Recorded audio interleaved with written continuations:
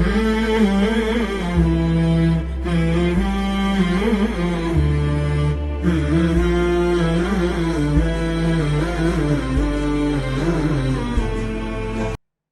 باللہ من الشیطان الرجیم بسم اللہ الرحمن الرحیم الحمدللہ رب العالمین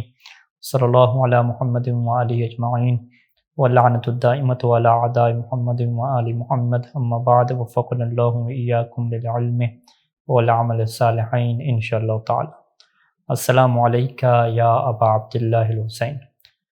گفتگو کا عنوان یہی چل رہا ہے کہ عراق کی سرزمین کا امام حسین علیہ السلام نے کیوں انتخاب فرمایا۔ گزشتہ درس میں عراق کی سرزمین کو انتخاب کرنے کی دو وجوہات آپ کے سامنے بیان ہوئیں کہ پہلی وجہ یہ تھی کہ عراق تشیع کا مرکز تھا، اہل بیت کے چاہنے والے وہاں پہ بستے تھے، تو اس زمین کا انتخاب کرنا زیادہ ضروری تھا تاکہ امام حسین علیہ السلام کی تحریک کو بقا مل سکے اور امام جو پیغام دینا چاہتے ہیں وہ پوری دنیا میں پھیل سکے۔ دوسری وجہ اس کی گزشتہ درس میں یہ بیان ہوئی تھی کہ اللہ کی طرف سے زمین کربلا کو امام حسین علیہ السلام کی شہادت کے لیے منتخب کر دیا تھا، تو لہٰذا یہ اللہ کا انتخاب تھا کہ جس کی تعمیل امام حسین علیہ السلام فرما رہے تھے۔ یہ دو وجوہات تھیں۔ تیسری وجہ جو ہم آج کے آپ کے سامنے رکھنے جا رہے ہیں وہ مشہور وجہ ہے کہ وعدہ وفائی، کہ کوفہ کے خطوط تھے اور انہوں نے امام حسین علیہ السلام کو دعوت دی تھی، تو ان کے ساتھ وعدہ نبھانے کی خاطر، ان کے لیے اتمام حجت کی خاطر امام حسین علیہ السلام نے انہی کی سرزمین کو انتخاب فرمایا۔ تاریخ ہمیں اس بات کو بڑے واضح انداز میں بتلاتی ہے کہ جب اہل کوفہ کو یہ خبر ملی کہ معاویہ بن ابو سفیان دنیا سے جا چکا ہے اور امام حسین علیہ السلام نے یزید کی بیعت کا انکار کر دیا ہے اور مدینہ سے نکل کر مکہ میں آ چکے ہیں، تو اہل کوفہ کے نمائندے اور بہت سارے خطوط امام علیہ السلام کی خدمت میں آنا شروع ہو گئے، اور اسی طرح سے امام حسین علیہ السلام کے پاس پوری لسٹ بھیجی جاتی تھی کہ جس کے اندر ہزاروں لوگوں کے نام لکھے گئے ہوتے تھے اور ان کے دستخط ہوتے تھے، اور وہ اس بات کا اعلان کرتے تھے کہ آپ جب کوفہ آئیں گے تو ہم سب آپ کی نصرت اور مدد کے لیے تیار بیٹھے ہوئے ہیں۔ اور پھر امام حسین علیہ السلام نے جب مسلم بن عقیل کو کوفہ میں بھیجا تو اس وقت کے کیا حالات تھے، اور وہ حالات ہمیں جناب مسلم بن عقیل کا جو خط ہے جو قاصد کو دے کر بھیجا تھا امام حسین علیہ السلام کی طرف، اس سے واضح ہو جاتے ہیں کہ جس خط کے یہ جملے ہیں کہ فَأَمَّا بَعْدُ فَإِنَّ الرَّائِدَ لَا يَكْذِبُ أَهْلَهُ وَقَدْ بَايَعَنِي مِنْ أَهْلِ الْكُوفَةِ 18,000 کہ اہل کوفہ میں سے میری 18,000 لوگوں نے بیعت کر لی ہے۔ تو امام حسین علیہ السلام کو مسلم بن عقیل یہ لکھ رہے ہیں کہ رہبر اپنے قوم سے جھوٹ نہیں بولتا اور میں یہ جھوٹ نہیں بول رہا، 18,000 اہل کوفہ نے میری بیعت کر رہی ہے۔ فَعَجِّلِ الْإِقْبَالَ حِينَ يَأْتِيكَ کتابی، جب میرا یہ خط آپ تک پہنچے تو آپ جلدی ہیں۔ فَإِنَّ النَّاسَ كُلُّهُمْ مَعَكَ، سارے کے سارے لوگ اے فرزند رسول آپ کے ساتھ ہیں۔ لَيْسَ لَهُمْ فِي آلِ مُعَاوِيَةَ رَأْيٌ وَلَا هَوًى، اور آل معاویہ میں ان کے لیے کوئی دلچسپی باقی نہیں رہی اور کوئی نظریہ ان کا اہل جو آل معاویہ ہیں، بنو امیہ کی حکومت ہے، اس کے متعلق کوئی ان کا نظریہ باقی نہیں رہا۔ یہ تاریخ طبری میں اس چیز کو ذکر کیا گیا۔ اور اسی طریقے سے اللحوف میں یہ عبارت بھی موجود ہے کہ لوگوں نے خط کے اندر یہ عبارت لکھی تھی کہ اما بعد فإن الناس ينتظرونك لا رأي لهم غيرك، کہ اے فرزند رسول سارے کے سارے لوگ آپ کا انتظار کر رہے ہیں اور ان کے لیے آپ کے علاوہ کسی کے بارے میں کوئی نظریہ کوئی رائے نہیں ہے۔ فَالْعَجَلْ يَا ابْنَ رسول اللہ، اے رسول اللہ کے بیٹے آپ جلدی کریں اور جلدی تشریف لائیں۔ فَقَدْ اخْضَرَّتِ الْجَنَّاتِ، کہ جتنے باغ ہیں وہ سرسبز ہو چکے ہیں، پھل پک چکے ہیں، زمین ہری بھری ہو چکی ہے، درختوں پر پتے آ چکے ہیں۔ فَأَقْدِمْ إِلَيْنَا إِذَا شِئْتَ، جب بھی آپ ہمارے پاس آئیں گے تو ہم آپ کا اس طریقے سے انتخاب کریں گے کہ پوری فوج منظم وہ ہم آپ کے حوالے کر دیں گے اور آپ کی اس طرح سے ہم مدد کریں گے۔ اسی طریقے سے ایک اور خط میں یہ جملے لکھے گئے کہ اِنَّا قَدْ حَبَسْنَا أَنفُسَنَا عَلَيْكَ، کہ ہم نے اپنے آپ کو آپ کے لیے روک کے رکھا ہوا ہے، وَلَسْنَا نَحْضُرُ الصَّلَاةَ مَعَ الْوُلَاةِ، اور یہ جو حکومت کے والی جب نماز پڑھاتے ہیں تو ہم تو ان کے پیچھے نماز پڑھنی ہم نے چھوڑ دی ہے، ہم وہاں پہ بھی حاضر نہیں ہوتے، آپ ہماری طرف آئیں، فَنَحْنُ فِي مِئَةِ أَلْفٍ، ہم 1,00,000 کے قریب کیا ہیں لوگ موجود ہیں۔ اور یہ جب سارے خط امام حسین علیہ السلام کے پاس آتے ہیں تو امام حسین علیہ السلام کا اقدام واضح ہے کہ امام حسین علیہ السلام نے لکھا کہ میں مسلم بن عقیل کو تمہارے پاس بھیج رہا ہوں، وہ تمہارے حالات کو دیکھیں گے۔ فَإِن كَتَبَ إِلَيَّ، اگر انہوں نے مجھے یہ لکھ دیا کہ تمہارے جو دانش مند لوگ ہیں، سردار لوگ ہیں، وہ سارے کے سارے جو اہل فضل ہیں وہ اسی بات پہ جمع ہیں کہ جو تمہارے جو قاصد ہیں وہ لکھ رہے ہیں، اور میں تمہارے خطوط میں جو بات پڑھ رہا ہوں اگر اسی بات کی مسلم بن عقیل نے مجھے خبر دی، فَإِنِّي أُقْدِمُ إِلَيْكُمْ، تو میں تمہاری طرف آ جاؤں گا، تمہارے پاس جلدی سے آ جاؤں گا۔ اور اسی طریقے سے جب مسلم بن عقیل نے امام حسین علیہ السلام کو خط لکھا تھا تو مسلم بن عقیل کے خط کی وجہ سے ہی امام حسین علیہ السلام کوفہ کی طرف اپنا سفر شروع کر دیتے ہیں۔ اور اسی طریقے سے امام حسین علیہ السلام نے اپنے بہت سارے کلام میں اور بہت سارے جو کلمات ان کے لوگوں کے ساتھ ہوئے ہیں وہاں پر بھی اس چیز کو ذکر فرمایا ہے کہ اہل کوفہ نے ہمیں خط لکھے ہیں تو ہم اس وجہ سے جا رہے ہیں۔ یہاں پہ کچھ روایات ہیں، عبداللہ بن مطیع نے جب امام حسین علیہ السلام سے پوچھا کہ آپ حرم خدا اور اپنے نانا کے حرم سے کیوں نکلیں، تو آپ نے فرمایا کہ ان اہل الکوفہ کتبوا الی یسألوننی ان اقدم علیہم، کہ اہل کوفہ نے میری طرف خط لکھے ہیں اور وہ مجھ سے سوال کر رہے ہیں کہ میں ان کے پاس چلا جاؤں اور وہ میرے ساتھ مل کر جو ظالم حکومت ہے اس کے خلاف قیام کریں۔ اور اسی طریقے سے عبداللہ بن عمر کے سامنے بھی امام السلام نے یہی بات رکھی کہ ہذہ کتبہم و بیعتہم، کہ یہ سب ان کے خط ہیں اور اہل کوفہ کی بیعت ہے جو انہوں نے میرے کی ہے۔ اور اسی طریقے سے جب رستے میں یزید بن الرشق کے ایک شخص ہے، اس نے جب یہ سوال پوچھا کہ آپ اس ویرانے میں کیوں ٹھہرے ہوئے ہیں، تو امام السلام نے وہاں پر کہا کہ یہ سارے کے سارے دیکھو اہل کوفہ کے میرے پاس خط موجود ہیں۔ اور پھر امام نے وہاں پر جملہ بھی فرمایا تھا کہ ولا اراہم الا قاتلیہ، کہ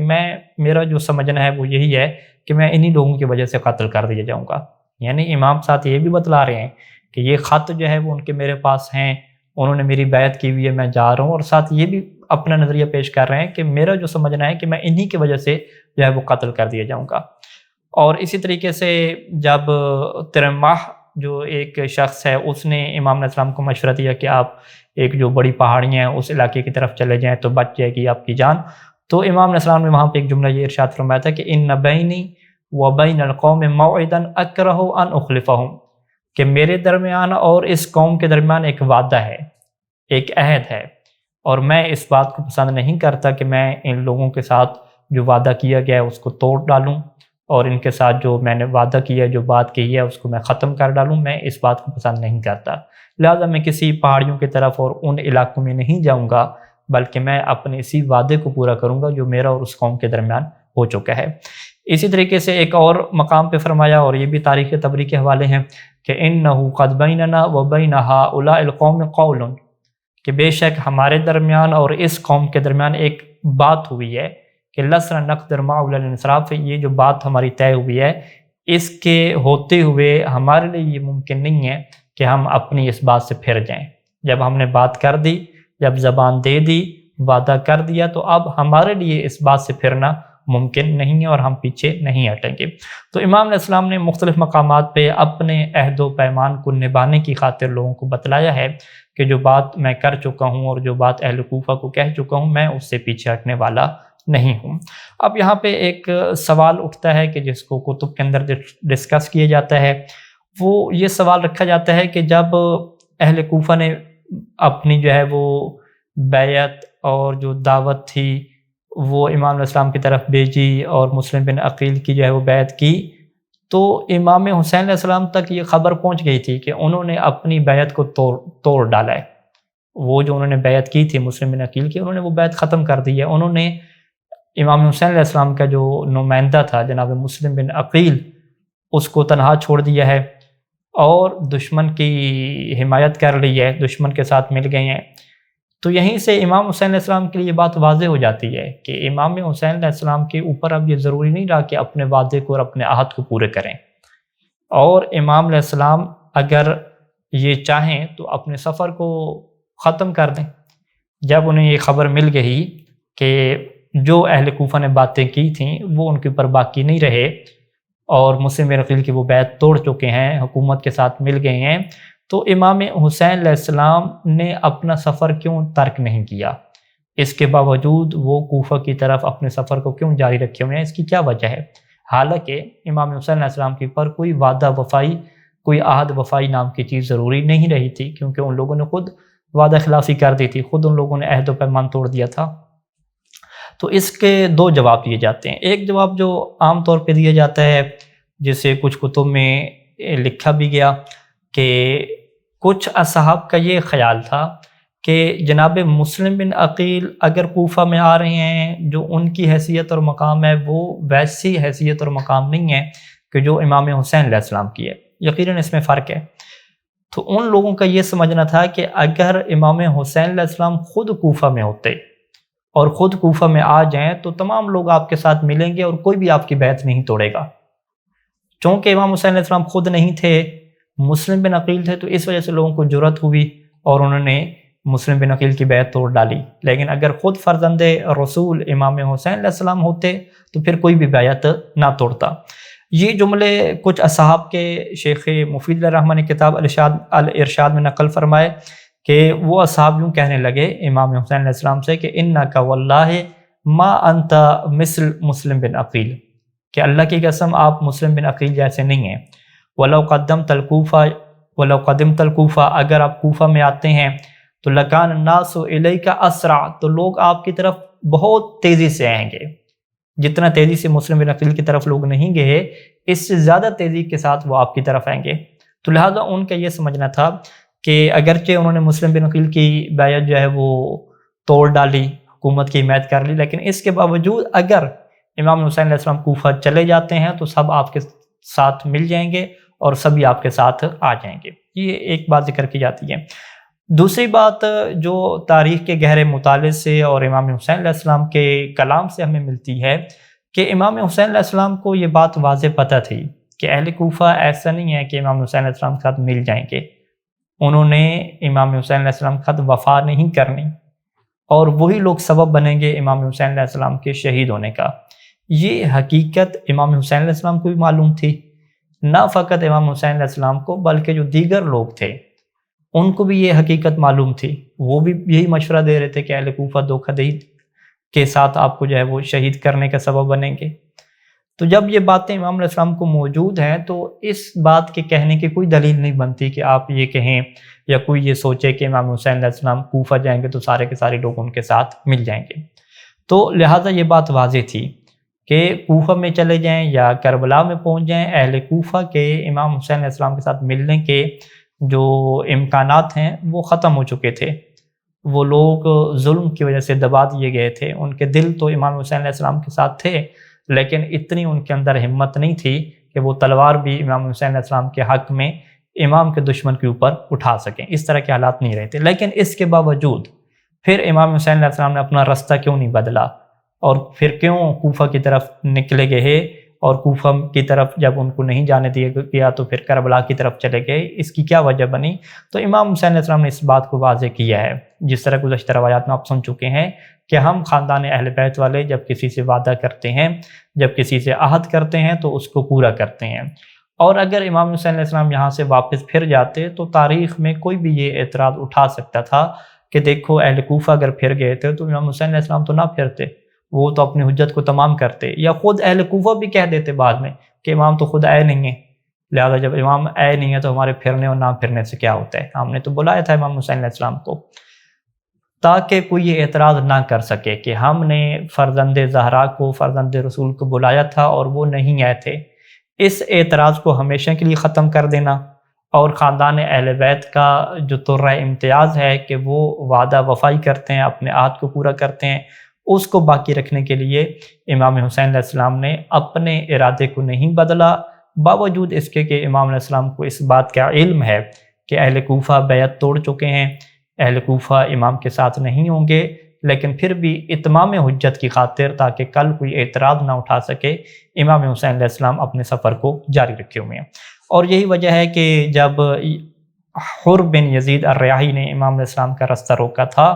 تو امام حسین علیہ السلام نے بھی وہاں یہی جملہ کہا تھا۔ تاریخ ابن عساکر کے جملے ہیں کہ ھذہ کتب اہل الکوفہ الیہ، کہ یہ دیکھو اہل کوفہ کے خط میرے پاس ہیں، ولا اراہم الا قاتلیہ، اور میں اہل کوفہ کو نہیں سمجھتا مگر یہی سمجھتا ہوں کہ وہ میرے قتل کا سبب بنیں گے، وہی میرے قتل کرنے والے ہوں گے۔ اور اسی طرح کے امام صلی اللہ علیہ وسلم کے یہ جملے بھی ہیں اللحوف میں کہ وہ خیر علی مسرع انا لاقی، اور میرے لیے قتل کا ایک میدان اختیار کیا گیا ہے اور میں اسی میدان میں جا رہا ہوں۔ اور اسی طریقے سے یہ بھی اللحوف کے اندر موجود ہے کہ الموعد حفرتی و بقعتی التی استشہد فیہا، یا التی استشہد فیہا وہی کربلا، کہ میرا جو وعدہ ہے وہ جگہ ہے، وہ مقام ہے، میری وہ قبر ہے کہ جس جگہ پہ میں شہید کر دیا جاؤں گا، اور وہ کربلا ہے۔ اور جناب ام سلمہ کو تو نکلتے ہوئے یہ واضح طور پہ فرما دیا تھا کہ یا امہ قد شاء اللہ عز وجل ان یرانی مقتولا مذبوحا، کہ یہ اللہ تعالیٰ کا حکم ہے کہ وہ ہمیں مذبوح مقتول دیکھنا چاہتا ہے۔ اور جناب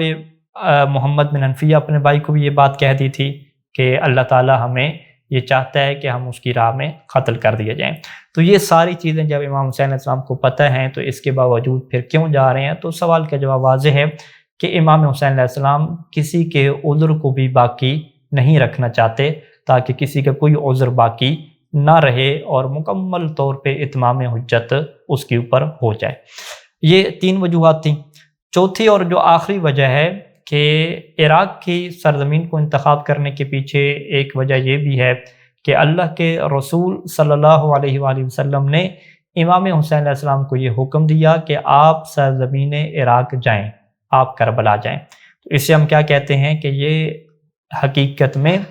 اللہ کے رسول صلی اللہ علیہ وآلہ وسلم کے حکم کی اطاعت تھی۔ اور یہ کہاں پہ حکم ملا ہمیں؟ یہ روایات بہت زیادہ ہیں، اور اس میں 3 ہم آپ کے سامنے وہ خواب رکھ رہے ہیں کہ امام حسین علیہ السلام نے خواب کے اندر اللہ کے رسول صلی اللہ علیہ وسلم کو دیکھا، کہ جس میں خواب کے اندر امام حسین علیہ السلام کو یہ حکم ملتا ہے کہ آپ نے کربلا جانا ہے، اور آپ کے لیے جو جگہ ہے منتخب کی گئی ہے وہ عراق کی سرزمین ہے، آپ نے ادھر جانا ہے۔ اور یہ بات ہمارے لیے واضح ہے کہ معصوم ہستی جب خواب میں کوئی چیز دیکھتی ہے اور خواب میں کوئی حکم دیکھتی ہے تو وہ حکم ان کے لیے حکم واجب الاطاعت ہوتا ہے، وہ حکم ان کے لیے حجت ہوتا ہے۔ اور خصوصاً جب خواب میں وہ اللہ کے رسول صلی اللہ علیہ وسلم کو دیکھ رہے ہوں، کہ جن کے بارے میں بہت زیادہ روایات ہیں کہ جو اللہ کے رسول کو خواب میں دیکھتا ہے تو وہ حقیقت کو دیکھتا ہے۔ تو لہذا اس بات میں ہمیں کسی قسم کو کوئی شک نہیں ہے کہ معصوم ہستی کو خواب کے اندر اللہ کی طرف سے حکم ملا کرتے ہیں۔ تو یہاں پہ سب سے جو پہلا خواب ہے جو مدینہ منورہ میں قبر رسول پہ امام حسین علیہ السلام نے دیکھا تھا، اور اس کے حالات آپ گزشتہ دروس میں سن چکے ہیں کہ آپ جب الوداع کرنے لگے مدینہ سے تو قبر کے قریب آئے اور 2 رکعت نماز پڑھی، اور قبر کے اوپر سر رکھ کر رو پڑے، اور روتے روتے امام حسین علیہ السلام کی آنکھ لگ گئی تو خواب میں دیکھا کہ رسول اللہ صلی اللہ علیہ وآلہ وسلم ملائکہ کے جرمٹ میں آتے ہیں، امام علیہ السلام کو گلے لگاتے ہیں، آنکھوں کے درمیان بوسہ دیا اور فرمایا حبیبی حسین، اے میرے پیارے حسین، میں دیکھ رہا ہوں کہ تمہیں بہت جلد کرب و بلا کی سرزمین پر میری امت کے ایک گروہ کے ہاتھوں ظلم و زیادتی کے ساتھ قتل کر دیا جائے گا، اس حال میں کہ تم پیاسے ہوگے اور تمہیں پانی دینے والا کوئی نہیں ہوگا، اور پھر یہ لوگ میری شفاعت کے امیدوار بھی ہوں گے۔ اللہ تعالیٰ ان لوگوں کو قیامت کے دن میری شفاعت سے محروم رکھے۔ بیٹا حسین، تمہارے والدین اور بھائی میرے پاس آ گئے ہیں اور تمہاری طرف مشتاق ہیں، تمہارے لیے جنت کے وہ درجات ہیں کہ جو صرف تمہیں اسی شہادت کے ذریعے سے حاصل ہوں گے۔ تو یہاں پہ امام حسین علیہ السلام نے عرض کیا تھا کہ اے نانا، مجھے دنیا میں واپس جانے کی کوئی حاجت نہیں ہے، مجھے اپنے ساتھ لے جائیں۔ تو اللہ کے رسول نے یہ فرمایا تھا کہ بیٹا تمہیں دنیا میں واپس جانا ہوگا تاکہ شہادت اور اس کے عظیم اجر کو پاؤ، تم اور تمہارے والد، بھائی، چچا سب ایک ساتھ جنت میں داخل ہوں گے۔ یہ ایک خواب ہے کہ جس کے اندر اللہ کے رسول نے واضح فرمایا کہ تمہیں اے بیٹا حسین، آپ کو کربلا کی طرف جانا ہے۔ دوسرا خواب جو مکہ میں آیا، اور مکہ کی بھی یہ آخری شب ہے کہ جب مکہ سے نکلنا تھا، تو یہ جناب محمد بن حنفیہ کو جب امام علیہ السلام نے نصیحت کی تھی تو وہیں پر یہ جملے موجود ہیں وہاں پہ کیا جملے موجود ہیں کہ امام حسین علیہ السلام نے جناب محمد بن حنفیہ سے یہ فرمایا کہ اطانی رسول اللہ صلی اللہ علیہ وآلہ بعد ما فارقتک فقال یا حسین اخرج فإن اللہ قد شاء ان یراک قتیلا، کہ اے میرے بھائی، جب میں نے آپ سے ملاقات ختم کی تھی اور جدا ہوا تھا تو امام حسین علیہ السلام یہ فرماتے ہیں کہ اللہ کے رسول میرے پاس آئے اور انہوں نے مجھے یہ حکم دیا ہے کہ اے حسین آپ نکل جائیں، اللہ تعالیٰ یہ چاہتا ہے کہ آپ کو قتل شدہ دیکھے۔ اور اس ٹائم پہ جناب محمد بن حنفیہ نے یہ سوال رکھا تھا کہ پھر آپ ان خواتین کو کیوں ساتھ لے کر جا رہے ہیں، تو امام نے فرمایا تھا کہ ان اللہ قد شاء ان یراہن سبایا، کہ یہ بھی اللہ کا حکم ہے کہ ان خواتین کو قیدی بنتا ہوا وہ دیکھنا چاہتا ہے۔ اسی طریقے سے تیسرا خواب جو مکہ سے روانگی کے بعد امام علیہ السلام کو رستے میں آیا تھا، اور وہاں پہ امام حسین علیہ السلام نے فرمایا تھا، کس سے فرمایا تھا؟ عبداللہ بن جعفر اور یحییٰ بن سعید سے۔ یہ کہا کہ انی رأیت رؤیا فیہا رسول اللہ صلی اللہ علیہ وآلہ وامرت فیہا بامر انا ماضٍ لہ علی کان اولی، کہ مجھے خواب کے اندر اللہ کے رسول صلی اللہ علیہ وآلہ وسلم کی زیارت ہوئی ہے اور مجھے حکم دیا گیا ہے ایک ایسے امر کا کہ جس امر کو میں پورا کروں گا، چاہے وہ میرے نقصان میں ہو یا میرے فائدے میں ہو۔ اسی طریقے سے امام حسین علیہ السلام کی دیگر جو روایات ہیں وہیں پہ واضح اشارے موجود ہیں کہ اللہ کے رسول صلی اللہ علیہ وآلہ وسلم کی طرف سے یہ حکم موجود تھا کہ امام حسین علیہ السلام کو کربلا جانا ہے اور زمین عراق کا انتخاب کرنا ہے۔ اللہم صلی علی محمد و آل محمد۔ السلام علیکہ یا ابا عبداللہ الحسین۔